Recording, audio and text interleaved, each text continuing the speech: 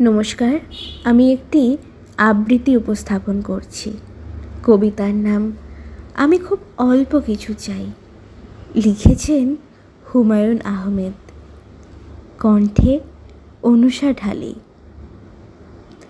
আমাকে ভালোবাসতে হবে না, ভালোবাসি বলতে হবে না। মাঝে মাঝে গভীর আবেগ নিয়ে আমার ঠোঁট দুটো ছুঁয়ে দিতে হবে না, কিংবা আমার জন্য রাত জাগা পাখিও হতে হবে না। অন্য সবার মতো আমার সাথে রুটিন মেনে দেখা করতে হবে না, কিংবা বিকেলবেলায় ফুচকাও খেতে হবে না।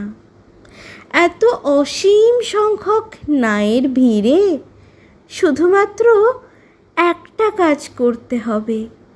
আমি যখন প্রতিদিন একবার ভালোবাসি বলবো, তুমি প্রতিবার একটা দীর্ঘশ্বাস ফেলে একটুখানি আদর মাখা গলায় বলবে, পাগলি।